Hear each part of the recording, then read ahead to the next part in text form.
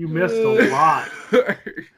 Wait till you watch the rest Oh of it. yeah, dude. Oh man, I'm sure. I was like, oh my god, I just want to.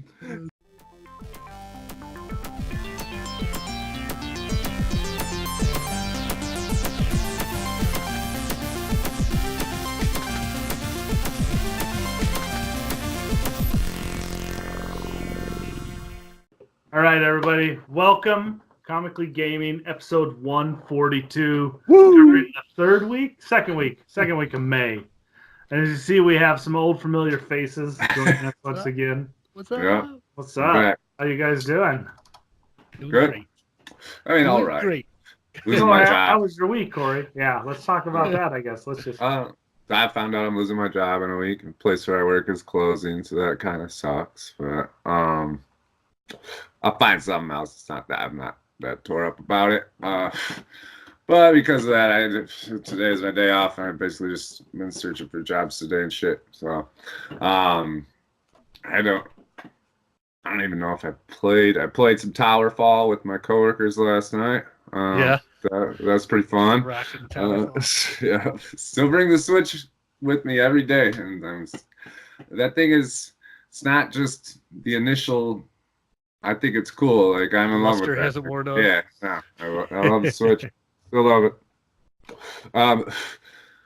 Just watched season 4 of Game of Thrones, or episode 4 of Game of Thrones, and a third of episode 5. I had to stop for the show. It's brutal. Now you can talk about it. Yeah. Show has no name at the end of this episode. Full spoilers. The current Yeah. Game of Thrones. Yeah. Other than that, not much. Nothing show relevant. Nothing really? No. Nice. Wow. How about you, Jeff? Well, last week was pretty crazy. Just still playing cleanup from this major project we wrapped up, and it's just been nonstop. But I'm still rocking some Mortal Kombat 11. Nice. I'm really just digging it. I don't know. I haven't played Mortal Kombat in years, but this game it feels really good. It feels really good. You beat the campaign. I beat the story. The story. It was only a couple hours. It's not very long, but it's actually a pretty cool story because it's just like watching a movie and then you do a fight. Yeah. Right. So Injustice started that. Yeah. Ever since that, every game they make is kind of like that, and it's great. I can't believe that other fighting games haven't stolen it yet. Yeah. Because it's so much better than what the traditional kind of fighting game was for the home experience, you know? Yeah. Well, and it's kind of cool because they fill in more backstory, and you start to get I can catch up on what I missed, because I remember the first Mortal Kombat, there was a story to this. You just fought people, and that was it. Right. You just fatalities is where I was at. But no, it's really good. I mean, you got the towers. You have the towers of time, and then you have the classic towers where you can fight your way through for stuff. And then I talked about like this it's kind of like an action RPG kind of mode in the crypt where you go exploring and unlock puzzles to get further into it and get treasure and stuff. But no, it's a lot of fun. Is that like side scrolling with the characters? Is No, that like a first person? It's a third person over the shoulder you just walk around camera. You can pan around, go anywhere, sort of open air. It's third person behind your character. Yeah. Oh, What is? Interesting? The crypt. It's called the Adventure crypt. mode, yeah. It's really kind of fun because all the coins and stuff you make from completing fights and other stuff, that you can use that to unlock, skins and other fatalities and just all this other unlockable stuff. So it's actually pretty fun. It's a cool little puzzle game that you have to figure out. And yeah, it sounds cool. I'll get it on sale. Since you guys, Dirk got it too, didn't he? He's going to get it. If he does, then I'll get it at a sale someday. And yeah, I'll definitely get it in a sale someday, even if Dirk doesn't. I was impressed. I was really impressed because I was sort of down on Mortal Kombat XL and all that crap, and I just didn't feel those games. But also, I beat Super Mario Odyssey this weekend. I did like X, to be honest. Did you? But yeah, congrats on Super Mario. So that was like Corey's game of the year or something. Like he liked that better than Breath of the Wild and stuff. It wasn't my game of the year. You liked it better than Breath of the Wild. I haven't seen Breath of the Wild, but it's not. I don't think it's too. Mario for me to be better than Breath of the Wild Right. because it's just an old It's just a platforming with a twist. Yeah, it's not. The final battle was kind of cool. I mean, I will admit the final battle was actually kind of fun. What you did in that final battle and how long it was. Right. When you say it's just a platformer, though, it's still I haven't played Odyssey, but I played all the Marios up until it, and they're still the best platformer. You know what I mean? Like, it really is. Like, the controls in the gameplay is perfect. It's perfection still. They are, but their platforming is fairly formulaic. Huh. It's not to the hard level that frickin' Celeste was. Jesus. No, but it's different, right? It's right. Yeah, it's not difficult. And once if you know the Mario mechanics, you know how to beat this. You can breeze through it pretty well. Again, I come back to that's the perfection of Mario. That's you can step right into it, whether you're playing the original game or you're playing the most modern game, and you know it's going to be one of the best platformers out there. You know what I mean? So it is. And then I just thought it was a lot of fun. I mean, there's no story or anything, but I just had fun the whole time. I mean, it was fun. Save the princess, right? Yeah, I just had fun playing it the whole time and being the different enemies and stuff. I just thought it was a fun game. I enjoyed it the whole time I played it, but it's not like one of the best games ever or anything. So. No, and then I picked up Final Fantasy X for the Switch. Comes with 10 and X2 or 10-2. Really? Yeah. So I started playing Final Fantasy X. I just got sucked into that game, dude. It was like, which one? And Final Fantasy X. 10? Yeah. Really? Final Fantasy X. I'm about to talk a lot about that too. So let's go over it. That was my vacation game. To be honest, I feel like I'm about 20 hours into it and have never played it ever. Oh, really? I owned it on PS2, but never played it. Have you beat it before and stuff? Is this just redoing it, or? I remember. No, I bought Final Fantasy X when I had my PlayStation 2. I still have it. I still have the game too, and I put about 47 hours into that stupid game. And what happened is I went to sea because I moved back to Hawaii. And then I started being deployed again, and it killed my video games for like 7 years.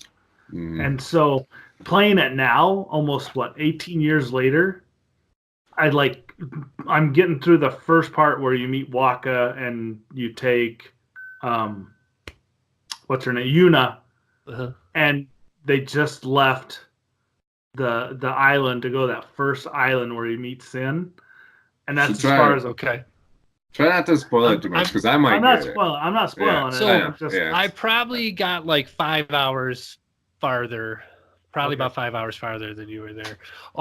So it's awesome, isn't it? It's really great. It is. It's like it feels comfortable, and it's funny because I'm like, oh, they put that in Final Fantasy 15, like the little Chocobo song, and it was just it felt weird playing it again because I'm like, I'm trying to use the right stick to move the camera around and look, and it's like, no. And I started using the D-pad again, like I did on the PlayStation 2. I would use the D-pad to move around. And funny. I'm blown away. So first of all, without doing spoilers for Corey, it does the sport is stupid, right? Blitzball's retarded. I'm sorry. Can you want to mark it so you can cut out retarded, Jeff? No, that's fine. We just leave it in. I apologize for my language then if we're just leaving it in because I have for whatever. I know what you meant though. Blitzball is terrible, right? Yeah. And it's also the first game that they ever did real voice acting in, and it's real bad. There's some spots where it's cringy as hell. Yeah, you cannot believe how bad it is. But besides that, it's awesome. I love it. I forget because I have so little time to play games and I don't play these big role-playing games that often. And I forget that Final Fantasy is so great. Like, they have their little things that tie everything together, right? So, like the magic system and the chocobos and moogles and stuff like that. But every other thing of every game, they build this whole universe from scratch in all the lore and everything in it, and it's always like super fantastical, and it's got enough like of that weird like JRPG storylines to make it seem like, I don't know, foreign and cool to me also. I just really really am loving the game, to be honest. Like it's got some problems and it looks a little dated, but it's great. And then sorry, the only other thing that I was going to say about it is that it looks fucking amazing on the Vita. It makes me so mad that the Vita's dead now, because this was like one of the most recent big name games that came out for it, and it looks incredible on it. It blows me away how good the graphics are on the Vita. To an extent, I mean, the graphics look really good. You played it on PS4 though, right? I played on my Switch. I bought it for the Switch. Oh, the Switch. Oh, okay. So I'm playing it on the TV. Sure. And so I'm sure when I play it on a handheld, when I fly to Denver tomorrow, I'll play it just on the plane. It'll look better because on the TV, they did a great job of like modeling the main characters, but dude, the NPCs on the big screen, they all have flat faces. Sure. Yeah. But no, I mean, I get what you're saying. I mean, even on the big screen, there are minor things that I'll pick out that they couldn't do, like the necklace that he wears, you know. But yeah, you're right. It does look great. Even the cinematics look really good when they do the small cinematic cutscenes. I agree. But I love how they transitioned the combat, because I mean, you do still get the traditional like combat flash, the transition screen in Final Fantasy, but sometimes you don't. Right. Sometimes you don't, and you're like, wait, I'm talking back and forth in the middle of it and stuff. Yeah. But you don't even know you're in a combat until all of a sudden your hit points and mana shows up, and we're like, oh, I got to fight now. Yeah. Actually, I take it back. I think I beat 10. Did you? Do you? As soon as you mentioned Blitzball, I was like, I know Blitzball, and so I just looked it up, and I don't remember shit from it because I played it when it was new and beat it. That was 18 years ago. I didn't. Yeah, it was a long time ago. so I was like 13 when it came out, and so I don't really remember much. I didn't beat 10 too, but I'm almost sure I beat 10. Gotcha.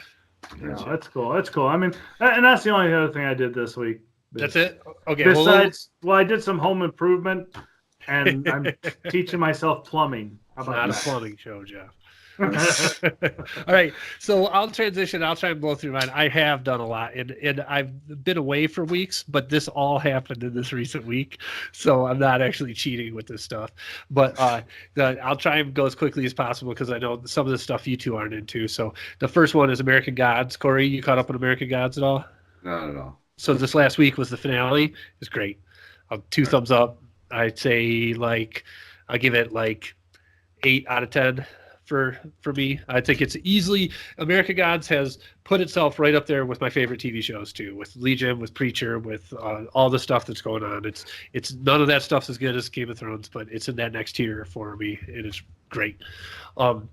What we do in the shadows this last week had this awesome all-star week where they had you would not believe some of the people that they had. They took folks from old from vampire movies and stuff. So they had Paul Rubens dressed up like he was in the Buffy movie and stuff that. They had Wesley Snipes in there. They had Dave, but what's his name from Guardian of the Galaxy? Drax, Dave Bautista. Yeah, Bautista. Yeah. Who's the actress? Who's the actress who plays the bald lady who's with Doctor Strange? I have no idea. Oh, I don't. I know who you're talking about. The one that Doctor Strange pretty much relieved. Yes. And at one point in a movie, Bruce has a conversation with her. Yes. So she was. I don't know her. It was this. What we do in the shadows is this goofball comedy show that's only a half an hour long, and they had the fucking crazy ass all-star special. You guys, I would highly recommend at least checking out this episode that came out this week of What We Do in the Shadows. It's really good. We watch it every week. It's nice to have something that's just funny and short in between all the serious shit that we watch every week. Is it are are each episode their own story, or Not is really. It, or, It's a it's a whole story, but it's goofy as hell. It wouldn't really matter if you didn't pay attention to it. But I think it's worth it. I like it. I'm enjoying it a lot. So that I'm reading Clash of Kings, right? The second Game of Thrones book. And I do just have a couple quick things to say about it. Now that I'm halfway through it, which is 500 fucking pages, right? And it has turned into like this super big page turner. Like at the beginning, I was kind of intimidated by how big it was and how slow things were moving. But now I'm at the spot where, fuck, I wish that I would have read that book new before I watched the shows, because it's really got me into it right now. And it really surprised me. So it's called Clash of Kings, and it's right after, without spoiling stuff, it's right after season 1 of Game of Thrones, and it's all about all the factions and how they were kind of vying for what remained right after season 1. And I gotta say, like, in the show, I really didn't know all the characters well enough to really know what was going on. And because of the slow pace of the book, you really do, and it becomes a lot more of a strategy of all the different kings, right? And like Clash of Kings, the different houses. So it's I'm really loving it. It's too fucking long, but I really loving it. I've read half. I'm at the same point in book 2 as you are. Okay. And I read it years ago, and that helped me so much remember all the house names. Definitely. And know who people were. I'm like, oh, okay. I'm enjoying it. Yeah. I'll read them all. It'll take me until hopefully I can get to it before I die. But then I went on vacation to New Orleans. Dirk was talking on last week's show about how me and my wife were hanging out with him. It was really awesome. Great time in New Orleans. Love New Orleans to death. Still do. But I wanted to talk about the Vita because I brought my Vita along and played a lot of Vita while I was there. And so first of all, first game I beat this week, because I beat 2 this week. The first one is Hitman Go. I beat that one, and I love Hitman Go. It's really great. I've said it to a lot of people lots of times. You watch those PlayStation Flash sales, and Hitman Go is on there for like $150. Buy that motherfucker. It's really good. I highly recommend it. And I'm not a big puzzle game guy, but this is like, if I try to dip into one every few years just to check one out, I like it a lot. Highly recommend it. And I would even say like 9 out of 10 when I give Hitman Go. It's that good. I really enjoy it. And then I started playing Shots World Invitational, which I got to tell you guys, it made me so happy to remember when Shots was good, right? Like me and Dirk were talking about it last week when I was at his house. Like in retrospect now, we can all look back and say everything's golf. Not only does it have like 2 courses in the whole fucking game, but it was just broken. Like you would have bad shots when you made a good shot all the time. And it pissed me off. Like, and I go back to play Shots World Invitational, but that doesn't happen. And I started a new save file and just worked my way through it. Like, I'm so happy to like Shots again. The show 14, I know nobody wants to hear me talk about baseball, but playing Road to the Show, it's funny. Like, I thought that I would play through 20 or 30 games and then get called up to the big leagues, and then that would be Road to the Show. Fuck no, man. I'm in July in the second Double-A team, and I realize they're going to make me play 180 games on the Double-A team and then go up to the Triple-A team and play another season before it's a long motherfucker. But I like it, like, because the games are only like 10 minutes long. I play a game like before I go to bed, or just like in the blue or whatever. Like, it's a fun thing to kind of have this baseball grind going on in the background to me. And then the last thing I was going to talk about was Final Fantasy X, which we talked about. So really enjoyed that. When I got home, started playing Spider-Man again on the PlayStation. Love Spider-Man. It's so great. In last night, we beat Anthem finally. And in Anthem, I give Anthem 8 out of 10. It is. Coming from BioWare, I had higher expectations. I wish that the story stuff that happens between the action should be cooler from BioWare. But it was good enough.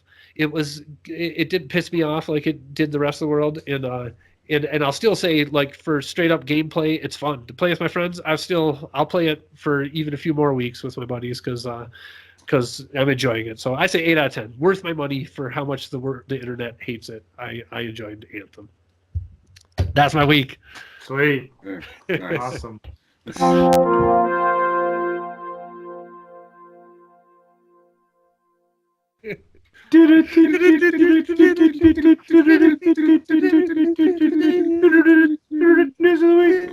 the week. All right. News of the week. So we're going to kick this off. It's going to be a little starts with some D&D and it moves to Star Wars. So it's a really weird news of the week. But number 5, D&D will announce 4 new products next week. So we're going to just tell you this week that next week they're going to make an announcement. That's pretty much what it is. What did this come about? I didn't get to follow up on this one. What was the story here? The story is just that next week in Seattle at their big convention, they're going to release 4 new products. And I think Dirk had an idea because he's the one that picked this topic initially. And I read the article really quick. They don't name what the products are. They're just saying 4 new products next week. So did you tweet it out or something? Well, one of them, yeah, they wrote a small article. I think it was just somebody that wanted to get paid for a byline. And I think it's when Ghost of Saltmarsh comes out officially next week, because I know that's happening in May, and then a few other things that are going on. But we'll tell you next week. We just want to let you know that this week, next week, something's going to happen. All right. We'll Number 4. There's a huge thing. Bethesda is accused of plagiarizing an old D&D adventure. Yeah, and that they pulled the content down, right? So this is the ESO, Elder Scrolls Online, in the newest expansion that is about to come out. It's what's the expansion called? I forget. Black Road or something? No. No, that's the D&D game. Yeah. But anyways, the newest expansion for ESO is just about to drop.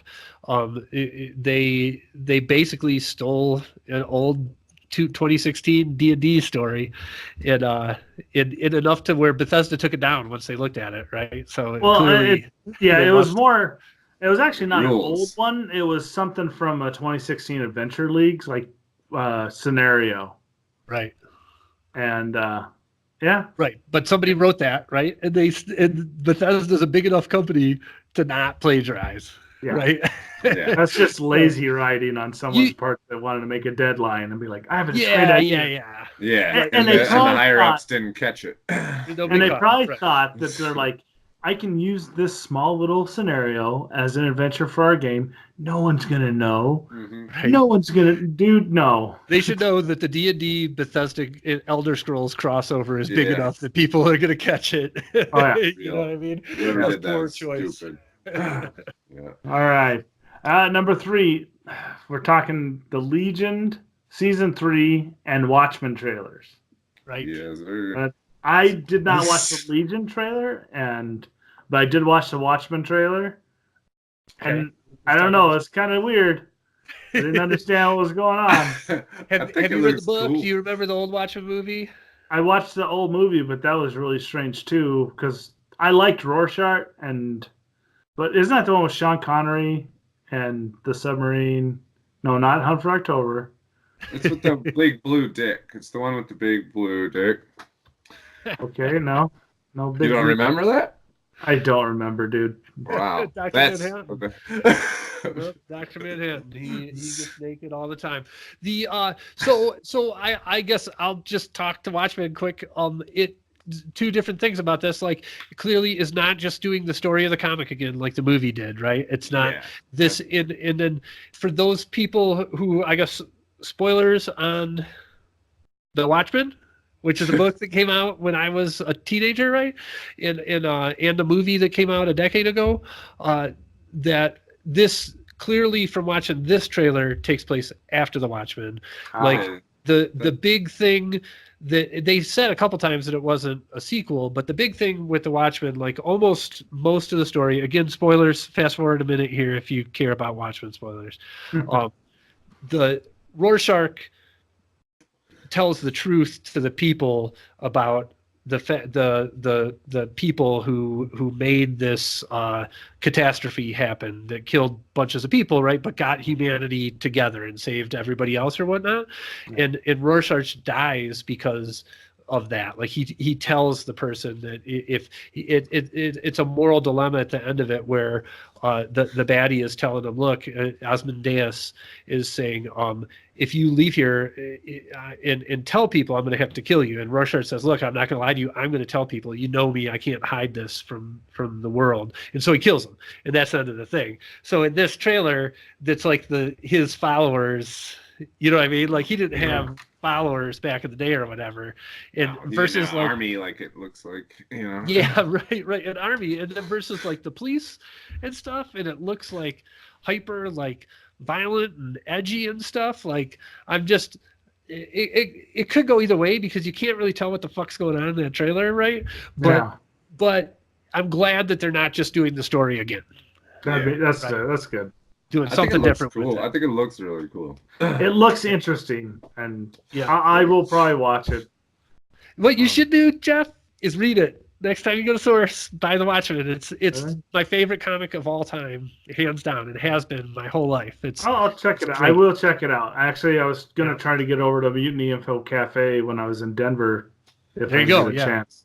I'm sure they got Watchmen. Everybody's got Watchmen. I'm sure they do. So corner of Broadway, Ellsworth. So it's second to south. Clearly, I know Jeff's the only one of the four of us who's not in the Legion, but the rest of us, this is huge, right? And I think again another trailer where what the fuck's going on? Who knows what's going on there? Looks fucking awesome. Whatever's going on there, I'll tell you that much. Whatever's happening is cool, right? And you get that 1 second where David's got Professor X's helmet. Yeah, right. He's got that on for a second, and you get clearly the time travel thing of him going back to warn himself of assassination attempts on him and stuff, and then it just all the stuff that makes Legion awesome, right? Like it's trippy, it's got time travel, it's got anything could happen with it. So it's crazy. I mean, that's Sid working. I mean, we talk spoilers, I guess, with trailers. Sid working with, what the fuck's the main? The Yellow King. Not the villain anymore. Like David's the villain now. It's just apparently he has a cult or something. Or something. And Aubrey Plaza has a teacup and stuff and looks awesome. It's just Aubrey Plaza has a teacup. I can't wait. Yep, can't wait. Also June, so coming up soon. Yeah. Sweet. Yeah, sure. We'll be watching that before we know it. All right. Number 2, as the hype starts to build, AMD has let it be leaked that they are making graphics chips for possibly the PS5, which is that's not possible. That part of it is factual. It's true? Okay. Yes, we know that AMD partners with Sony to make the chips for the PS5. Yeah. Yeah, and so what the news came from was that they had an investor call where they talked about when those production of those chips are going to ramp up, right? And so they didn't say the chips that make the PS5 we're going to start producing in 2020, but they said these chips that we make we're going to ramp up production of in 2020. So it's anybody who knows how to read between the lines knows that that's what's happening. So I wonder if they're gonna target like November. Black Friday. They usually do spring. They usually do spring with console launches. Yeah, because you get that initial like sellout, and then they're hard to find almost all the year, and then they get the production push around the holidays again for like the next round. Like that's usually how they do it.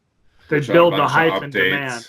They perfect the software a little bit and stuff. So don't buy day one consoles. Do not buy day one consoles. I always do. I do it every single time. Myself. Yeah, it's not possible for me to not do that. Right. Well, I will this time. So that puts PS5 1 year from now, right? So that's exciting news. It also kind of says a lot again about the games that are not currently announced, that they have a window to come out of a year. So Last of Us 2, whatever the Hideo Kojima game is, what's other big ones? Cyberpunk. Death Stranding. Yeah, Cyberpunk. Yeah, Cyberpunk is not coming out until PS5. I bet you Cyberpunk is going to be a release game. Yeah, it'll be like 2022 or something. We're playing Cyberpunk. All those games that you're listing off, though, have they confirmed that they're going to be on PS4? Like, I don't know if that's... No, they haven't. Like, Last of Us... I'm sorry, Last of Us 2, I don't think they're going to be on the PS4, because they just... I think they'll be on... They just barely wrapped up the stop motion captures for all for all the game. Yeah, they just I wrapped think that up. I think they'll come out Christmas 2020 with The Last of Us 2, and it'll be on both. Yeah, that's what I think. It was like the last awesome game for the PS3. Yep. So it'd probably be like one of the last awesome games for the PS4. Yeah. So, yeah. Yeah, and I bet you Cyberpunk, that was one of my predictions of the year, is Cyberpunk slips to next gen. I bet you that happens. Yeah. You know what's funny we'll see it at E3. There are times when I'll sit there and think, I'm like, man, I wish I could play Cyberpunk because I keep thinking of that 47-minute game footage. It's like, I want to fucking play that game.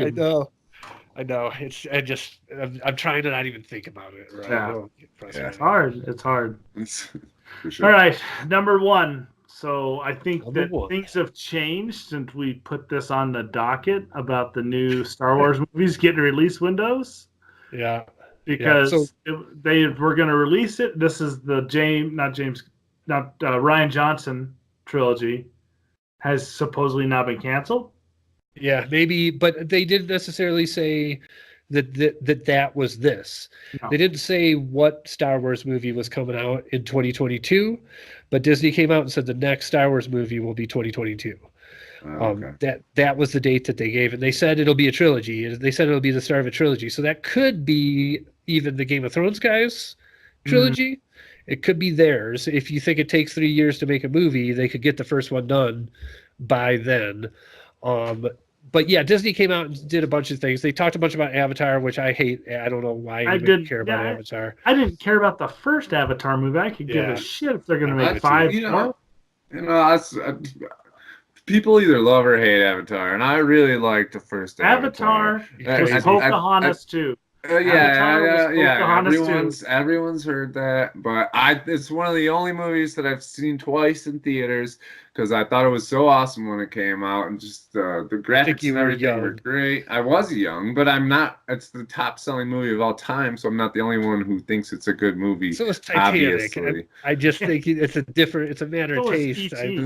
If you're into sci-fi movies, that movie. Awesome. And then they also I'm not excited at all for Avatar 2, I'll tell you that much. Okay, all right, good. We can agree on that. And they also they talked about New Mutants, and New Mutants, now that the Fox deal is done, they still put a date out for it and pushed it out. So as much as we keep on making fun of the fact that New Mutants keeps on getting pushed out, they're still talking about dates for New Mutants. So it might actually happen someday. It would be easy enough for them to just say that movie doesn't exist anymore in this transition, and they're not doing that. So I have a feeling it'll eventually happen. But of all of that shit, what we care about is Star Wars, right? Pretty much, yeah. Yes. I mean, about Avatar. And I personally am pissed that it's going to be 3 more years. I think I got to say that they read the Han Solo tea leaves completely wrong, and that we've talked about it a bunch of times. We like Han Solo, but it didn't do well, and that's why they're taking this break, right? And what the fact of the matter is that nobody wanted to watch Han Solo. I would love for them to make a Star Wars movie every year, and I would watch multiple Star Wars movies in a year. Rogue One caliber movie. Yeah, right, exactly. Put that Rogue One team back together. You know what I mean? Like, why are they not making movies? But anyways, like, I just think they're like, people got fatigued, and that's why this happened. No, that's not why it happened. It's because you put out a movie about Han Solo with recast characters the same week of Deadpool and Infinity War. Like, you know what I mean? Like, they're so stupid. Yeah, they're so stupid. So anyway, sorry. And I think they're waiting. And I think they're waiting to see how the Rise of Skywalker does. Right. Watch that comes out and they say, "Oh, never mind. Actually, new Star Wars coming out 2020." Yeah. If Episode 9 does if Episode 9 manages to get back on course the way that we want it to go, because it's already been set in stone by 6 other fucking movies. It's too late. Yeah. I know, right? It's off the rails, dude. We got fucking Space Lord and fucking. But yeah. Okay. But that's it, I guess. But Hey,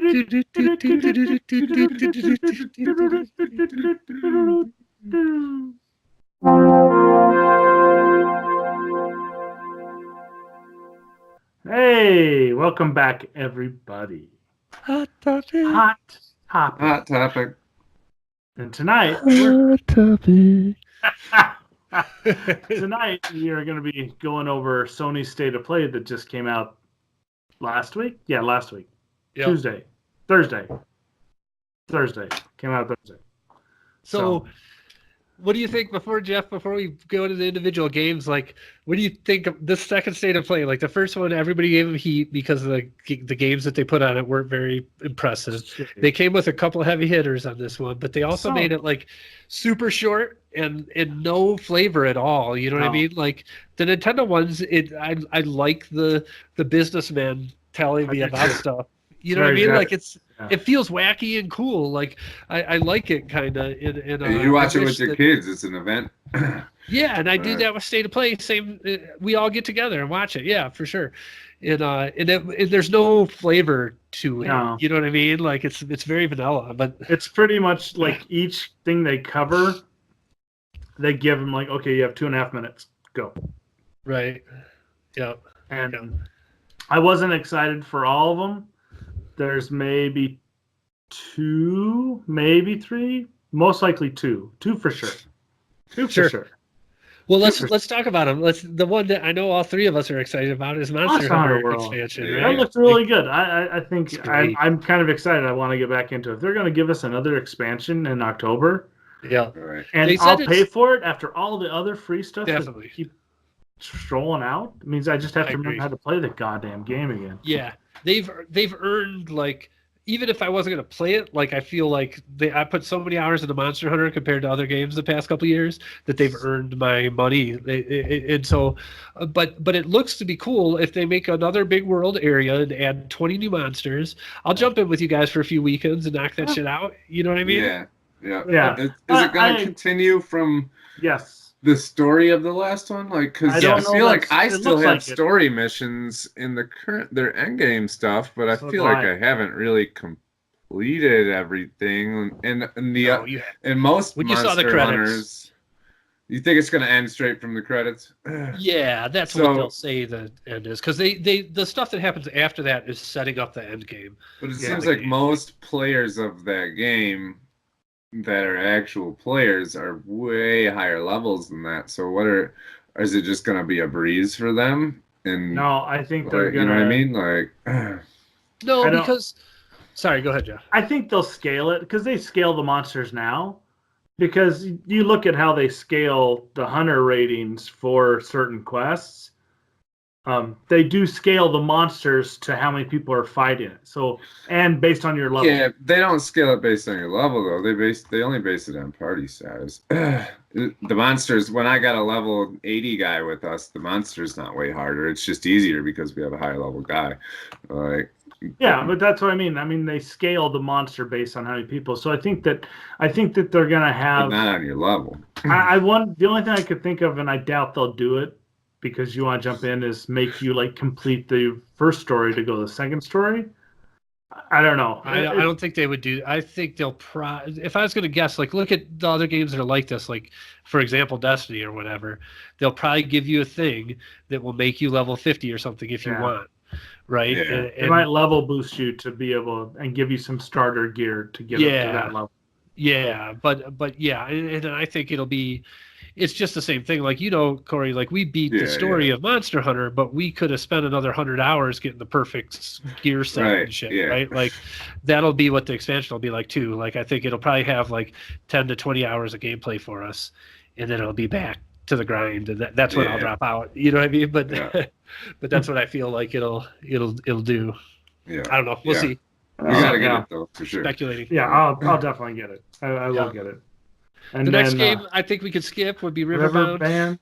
We could skip that. It looks like the graphics look like Minecraft characters doing a isometric, like a Diablo style fighting All right. game. It does. Fast, yeah. Yeah, it looks. But they got a plain. lot of cameos from PlayStation games that actually had us like. Even my kids were making fun of it because it looked like a little kid game to them when the demo first started, and by the end of it, they were like, okay, and I was too, to be honest. But anyways, we don't care about River. I don't care about Predator. I don't. Predator. It looks like it's mostly a PvP game. So Predator games Jeff, have always been kind of terrible. Jeff, but you remember the night that we all played Friday the 13th? That was fun. So this is by the makers of that game. With that Predator would be instead sweet. of Jason, right? So that's what it is. It's you in the jungle with machine guns, and one person is Predator, and you'll take turns in between and stuff. Like, I feel like that will be sweet, to be honest. As like a party game. Sweet. Yeah, right. Yeah, that's what exactly. You're not don't look for any depth of story or anything like that, and just think of Friday the 13th game, and that's what. Because we had a blast with Friday the 13th. Yeah. That's when I ditched everybody and took the car. So that will be sweet. I will kill some fools in Predator style. All right, let's do it. Yeah, that will be sweet. But I wouldn't pay $60 for it because it's obviously not. No, but I don't think Friday the 13th was that when it came out. So it wasn't. Yeah, we'll see. Yeah. Medieval. Anybody care about Medieval? Oh, no. No, I don't either. They act like that's like a mascot for them, and it's not. They're crazy. Terrible. And then Away, Flying Squirrel Simulator. Anyone? If you get to run the squirrel into like a weed whacker or something. I was like halfway through it. I'm like, what am I watching? And I actually would kind of like to play it. Like, I hope it's a free game for PlayStation Plus sometime, and I'll play it for a couple hours. Like, but yeah, Flying Squirrel Simulator. And then they closed it with Final Fantasy VII, right? Yeah. Which is huge. It's crazy. Like, people have been asking what the fuck's going on with Final Fantasy VII for like 2 years since they first announced it, and this was kind of a weird way to drop it into a state of play. Like, I was surprised to see it there, but it looks good. It looks great, doesn't it? It looks so good. It's like for some reason that game is just. It's like the albatross because I had Final Fantasy VII when I had my PlayStation 1, and I sold it to my roommate like a dumbass. And every day I kicked myself. I literally kicked myself because I'm like, if I'd had that, dude, I would have had a collector's item. What? Final Fantasy VII's a collector's item? Yeah. Oh yeah, mine was scratched to hell and in a garbage can at this point. It's funny. I didn't know this collectors. I figured it sold so much that it would be collectors. That's what it's actually pretty hard to find. Is it? So my question, not watching this, is: is it a full new remaster? Is it a remaster? Think Resident Evil 2, fully new. When they show action, it's like third-person action game. Really? They all cleaned up They cleaned up the graphics, which they needed to do. And unlike Resident Evil 2, I will buy this game. I don't care. I'll play Resident Evil 2 someday. Yeah, I might play Resident Evil 2 someday. I think it looks good. I just didn't have time for it, but yeah, it looks cool. It's a weird way to talk about it again. I don't know, especially like less than a month away from E3. Why not just come out hard at E3 if Sony probably paid Square to get the rights to that because their last State of Play got such shit. Maybe. Well, they got a pretty good relationship with Square. They really do. I mean, look at all the Final Fantasy games are pretty much Sony PlayStation exclusives. Well, they were originally Nintendo. That was the big win to Sony when PS1 came out, is that they stole Square from Nintendo. You know? Well, it's just because they could give them a platform what they envisioned their games to look like on the PlayStation because Sony wasn't going to a disc. Nintendo wasn't going disc. Nintendo's always been about cartridges. They've never gone to disc. I think they've always said that, but I feel like that's right. I forgot about the GameCube. I feel like, to be honest, like that's just, it was all money. Oh yeah, and the Wii U. I forgot. Anyway, so I don't think people always say that back in those days that it was like the discs could do better graphics, even though now you look back and they look worse. But whatever. To me, that was just all about money. Sony paid Square enough money to jump ship over to them, and then they said, "Oh yeah, so PlayStation's better for us." Like, of course they're going to say that, you know. But Whatever. Yeah, I'm excited. Final Fantasy VII remake. Let's go. I want to hate on it, to be honest. But every time they show it, I'm like, okay, you're convincing me. Every time I look at it, so take my money. Yeah. All right. That has been our hot topic. Hot topic. Go check out the horror, philosophy, and cultural podcast Scary Thoughts. Co-hosts Mark, Kate, and Chad Lott cover classic auteur horror films, going deep while keeping the conversation light. To listen, go over to iTunes, Stitcher, YouTube, or wherever you'd like to receive your dark servants from the cursed mind of the dead. Hey everybody, welcome to A Show Has No Name. Nate's throwing me off because normally we just roll right into this. But... roll right in. I'm not stopping you. Yes. So tonight we're covering full spoilers on Game of Thrones season 8, episode 5. The penultimate. The penultimate.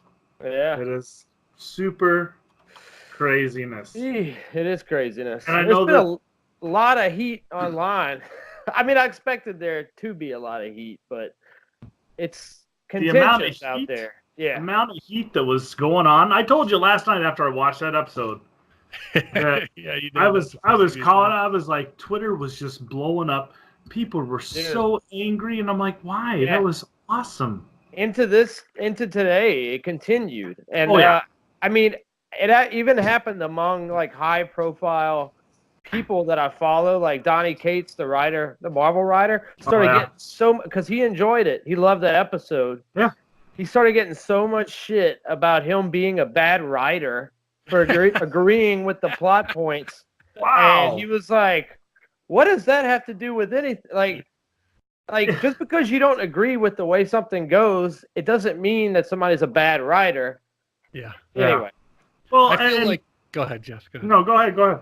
I was just going to say that I feel as though all the haters at this point, for this whole season, we've been kind of dealing with them, but as it's gone on, especially from the Battle of Winterfell into this one, they've gotten more vocal, right? And I just feel like, of course, when especially with Game of Thrones, where the joy of Game of Thrones all these years was all these really super intricate plot lines, right, that were weaving in and out amongst all these different characters and everything.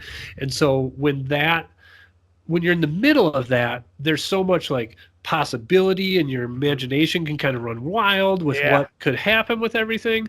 And so now people have been doing that for years, and as they get to the end and everybody's just like, oh well, that wasn't my ideas, or that's not like fancy enough, or it wasn't shocking enough, or this or that, right? And like to me, like it's just a fool's game to be mad about that stuff. Just enjoy it. You know what I mean? Just sit back and enjoy the show. And I feel like all these agree. Yeah, and all of these choices, like people have been saying, and the one that I've seen the most about this is the end of the Lannisters, right? Like everybody kind of talking about how that was anticlimactic for them. But it was also just nice, like they died in each other's arms. Like it was, it was perfect. It kind of bookend from the season 1, episode 1 of how they were. And it just showed, it basically showed that Jaime's devotion has always been to Cersei. And Cersei, the only time she ever like lifts that veil of her outward persona of being royalty and the queen, and is when she's with Jaime. That's when she feels the safest and she can be the most vulnerable. And I thought it was I actually thought it was a perfect way for them to go. Sure. I mean, it made sense that they just get, the thing that they strive and love the most, the being in the Red Keep, is the thing basically that killed them. Yeah. Right. Sure. Yeah, I mean, I did have a small look. I have bones to pick all over the place. Yeah, me too. But the thing is, I just don't let it hold me back from enjoying it anymore, especially at the end. I'm not going to let it get in the way of me just sitting there and taking in the experience, watching this thing that we've invested ourselves in for this long. Yeah. I'm not going to let it ruin me at the end by being nitpicky, which, last season, I think it was last season, I did, I was calling out certain episodes and certain scenes and yada, yada. But this season, I kind of just let it ride, Sure. I mean, if I've got a bone to pick with the Cersei thing, it's just that she didn't have a contingency plan in place. I agree with that. Very un-Cersei-like. Yeah. You know? And I kept waiting for the other shoe to drop. I was like, this is just it's too straight. Like something, there's a curveball waiting somewhere in there, and it never came. Well, I think, though, that if you look at her, like, it was actually very fitting that she didn't set up a contingency plan, because she honestly thought she had it won. She thought she held all the cards. And it was her own vanity and arrogance that pretty much ruined her at the end. Yeah. Because she, no matter when, they brought a White Walker to her, she still didn't believe it. And she always put House first, and then she was pregnant again. And she ultimately thought that she was going to win this through, sort of like a spoiled little brat. She always gets what she wants. That the Iron Fleet had. And yeah, she always had that growing up. She always had what she wanted, and finally her arrogance and vanity overcame her, and she lost, and you could see her break when she realized that she lost. Yeah, you can tell what happened. I kind of agree with Dirk. When I was watching it, we had a friend over as well, and we all, like, even when Danny took flight, like, we were like, okay, Cersei's been smirking this entire season. Like, she's got to have something else here, right? But ultimately, I feel like what she had was just the meat shields of the people, and she thought that was enough, right? She thought that she was going to hold up in there forever. That was her ace. And right. When she saw that she turned on it, she was like, this is not supposed to happen. Yeah. Like, she's supposed to dial it back. And I think the realization of her being a Targaryen started to dawn on her at that point. Like, oh my God, she's burning the city. Yeah. Also, she didn't just burn the city; she decimated. She decimated by herself. The other thing that people were going crazy over was the turn. Dude, there's nothing I love in pop culture more than a good heel turn. Yeah. And oh my God, I just when she made that face after the bell rung, where she was just like, you know what? I don't fucking care anymore. Yeah. And She just was rode in. I was like, yeah. You could see in her face, she's like, fuck Tyrion. Yeah. It's funny though, I still even as they took off, like, I could have seen her flying right to the castle and just going after Cersei, right? Like, I wasn't ready for her to start torching that's women. That's what I thought she would do. Yeah. I honestly thought she was going to make a beeline, kind of like Return of the Jedi A-Wing style, just fly right into the castle and light that thing up. That's what I expected. But when she tried, I was kind of shocked. I was kind of shocked. But they were, that whole episode was very cinematographic. It was lots of cinematography with wide angle shots, sweeping shots coming down, like you're, overlooking the city. And then it got very personal, and it showed the grittiness and the insanity of war.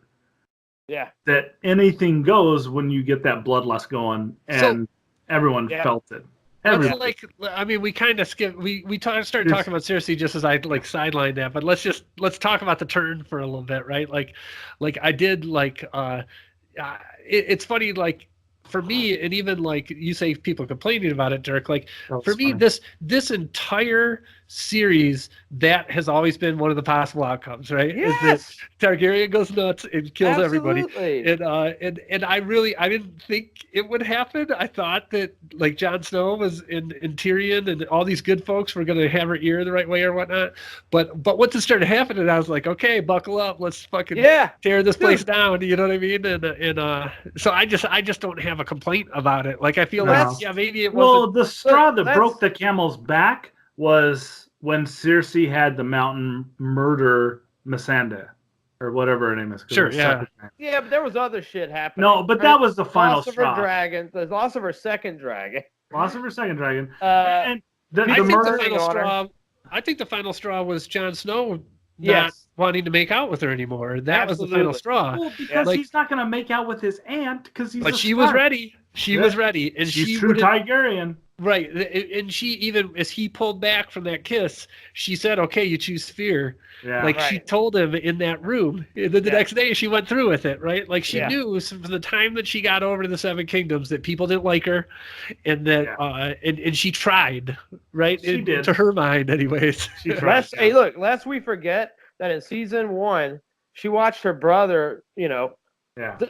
melt away in a pile of gold, hot gold, and she just watched it, and said he wasn't a dragon. Right. Yeah. So we saw it from the very beginning. There was always a possibility. Oh, yeah. I mean, I wasn't that surprised by it. It didn't make it any less horrific what happened.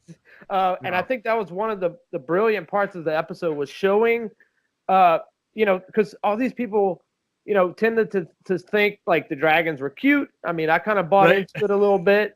And then they're actually a weapon of mass destruction. Yeah. And you see it from like the people of Hiroshima, basically, or Pompeii. It's like you see it from. I thought that was brilliant. I agree. It was brilliant. The Arya scene got me choked up when she tried to take people to safety, and everybody just got cut down around her, and then even as the dragon came at the end, and then of course she's going after Danny now. She sat there staring at the corpse of the lady and her kid hugging each other. You know what I mean? All torched there for 5 minutes before she moved on. But yeah, that was the culmination to me. When she grabbed those people, it's no, to her, she's like, I got to save these people. And then just took them out in the street, and just the Dothraki just tore up 6 of them. Yeah. And then they just sat there watching the dragon come down on them. You know what I mean? And even when she was pulling the girl away, and at the last minute, the girl got out of her hands and ran back to her mom just as the dragon hit. That was some hardcore shit right there. It shows no matter what family. I think it goes back to family is more important than, they always go back to their family. Yeah. You saw that with Cersei and Jaime at the end. Yeah. And I'm glad that Jaime died the way he did instead of being killed by Euron Greyjoy. Yeah. That would have been cheesy, I thought. I agree. But yeah. Although he got 2 knives to the lungs and walked away from that. I know. The other thing that it reminded me of was that the whole time I kept thinking, all these people that thought we would end with a full, glorious resolution. And somebody sitting this is Westeros. With friends next to them, yeah. Westeros has a long history of being really shitty to the citizens of Westeros. Oh, yeah. And there's no more Iron Throne. There really isn't an Iron Throne. Not anymore. Daenerys destroyed the Red Keep. Also, somebody pointed out in season 2, one of her visions was that she saw the throne room in ash. Yeah, I remember that. Right. That was that woman that was trying to get Khal Drogo back. Yeah. I feel like the throne room itself could still be standing through all that. It could, but I don't think it's going to be the same. It seems like the whole town is exploding from the green fire that's underneath it. You know what I mean at this point? I think that was Cersei's contingency. I almost thought that was Cersei's contingency, that they were going to, if the army somehow managed to get through the city gates into the city proper and do the street-to-street battle, urban warfare, they were going to set those off to help decimate Daenerys' army. You could be right. I'm in the middle of the second book right now where Tyrion is actually doing the work to get that stuff ready for Blackwater Bay, and he talks about how it's all underneath the city. Yeah, it's completely underneath the whole city, and they even have some rooms where the rooms above are covered with sand, and there's doors to try and put it out if something went wrong, so to speak. But they do make a big point that the whole city has caverns underneath it full of that stuff, and I think once there was just enough fire going on, it just started finding its way. That's a good callback. Yeah. That is a good callback. I remember what I was going to say when we were talking about Arya trying to save the people. Before that, the first scene when she's trying to escape and getting trampled, I love the duality between what was going on with the Mountain fighting Sandor, the Hound, and what was happening to her. It was almost like they were symbiotic in a way. Yeah. I love the way that whole thing was done. Yeah. And I'm glad that they went and did the Hound versus the Mountain fight more brutal and just brute strength, and left Jaime and Cersei to die just in peace, crushed. Yeah. Right. It's fan service. Yeah, it's fan service, but I enjoyed it anyway. I did too. I mean, I thought it was surprising that Qyburn got taken out the way he did. I know, dude. He just got well. I love how the Mountain. He's always been subservient and just follows what Cersei says until he sees his brother, and then he's like, "No." Yeah. No. Yeah. The whole like the Hound and Arya together, they went down to the city together. They got all the way into the keep together, and then they started, and then he basically convinced her that you don't want to end up like me because he loved her. Yeah, but then after that was the scene where they kept on shadowing each other. Yeah. And then I feel like all of the death and destruction around her as she's like kind of recovered from that, like she's going to go back to being the Hound. Like she can't help it at this point. It's still a part of her. Like she appreciated him trying to talk her out of it, so to speak. And I think for that moment she was kind of saved in trying to leave. But I think just all the death and destruction that she saw on her way out, she knows it. Yeah, right. She knows that she's needed now. You know what I mean? Like I thought that Arya, when the Hound told her to leave, you never actually see her leave the map room. I thought she was going to hide out there. Sure. And when Cersei came down, I thought that when she saw Jaime, I thought you were going to see Arya do her little ninja jump move, Night King stabby, and do it on Cersei. And I've been like, yeah. Yeah. But I did read a comment on Twitter that I agreed with, because someone's like, what do you expect? This isn't a Tolkien, like, goody two-shoes, let's throw the ring in Mount Doom and everyone's happy and lives happily ever after. Yeah. It's Westeros. Yeah. I mean, the longer you live in Westeros, the more fucked up mentally you end up. I mean, those conditions just aren't favorable to anybody. There's a long pattern of this. It's a very cyclical history with Westeros. Sure. Yeah. And we didn't even talk about the opening when she calls Lord Varys out. Yeah. Right. That was beautiful. It's all dark, and then she's talking, and then you see the dragon's face just come into the. She said it so matter-of-factly too. I know. Varys. Yeah. Absolutely. So we just got a few minutes left. Like, what do you guys think? Do the Starks come in and end this thing on a happy note, or is this the Mad Queen rules at the end of next week? I was thinking about it tonight, and it's like I think she rules. I don't know. I was thinking about it today because now you have the house that has the most of one family is the Starks. If you want to go as Jon Snow as a Stark. Yeah, there's no Lannisters left at all, right? There's one Lannister, which is Tyrion. Oh, Tyrion, right. There's one Baratheon. Yeah, and there's 3 Starks and 1.5 Targaryen. But honestly, Targaryen is going to be Daenerys because Jon is always going to be a Stark. He was raised by a Stark because notice he was still wearing Stark crests on his armor.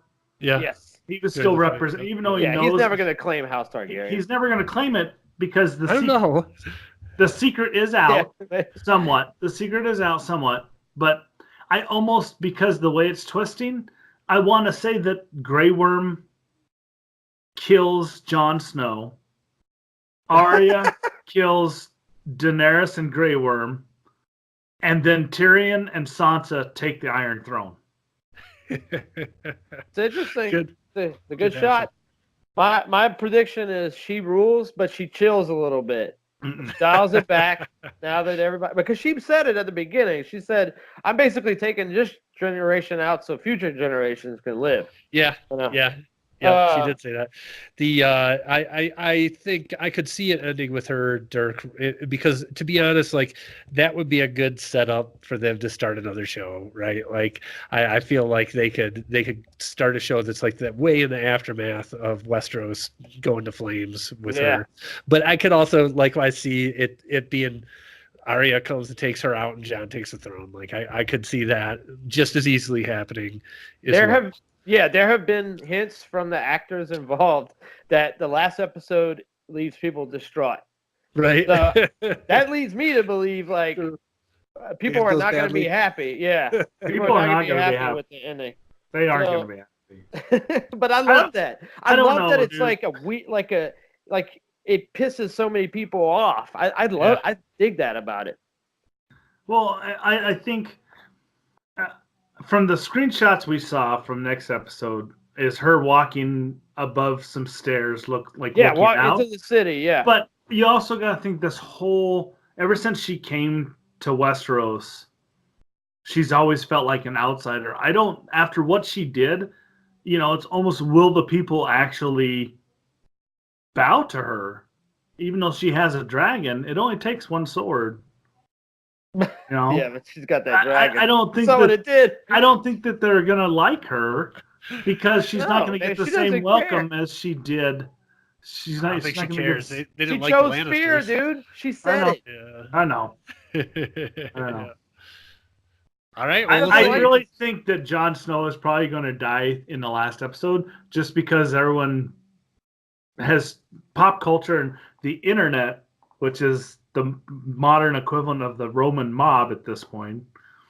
They're going to lose their shit if Jon Snow dies. They're going to be so pissed. It's going to be awesome. To be honest, real quick, Jon Snow has not done a whole bunch. I mean, I saw a list of things that, he didn't kill the Night King, really. He's kind of led armies into battle, but he had a chance to stop Cersei there when he saw her, and he didn't do it. He didn't kiss her back. Yeah.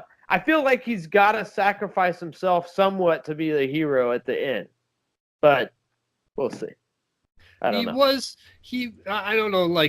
I think what he did was he was the leader of humanity against the Night King. Like, nobody else was putting together armies to fight him. You know what I mean? Like, I feel like that could be his role in it. But yeah, we'll see. Clearly, it's gonna be crazy, right? Like, it's not just gonna be like, oh, let's tie up all the loose ends and live happily ever after. That's not what it's. It's not gonna happen. Yeah, it's gonna piss some people off one way or another. It's gonna be glorious, I think. Fuck them. It's been a show has no show. All right, a show has no show. We got one more to go. Right, next week. More to go. So that's our whole show. Thanks for watching, everybody, or listening if you do this over audio. Please consider supporting us over at patreon.com/GCandC. For as little as $1 a month, you can really help us kind of upgrade our equipment, the shows we do, and all that stuff. Cool. You can also find us on Twitter at GCandC.com or GCandC, or join our Discord and Facebook groups.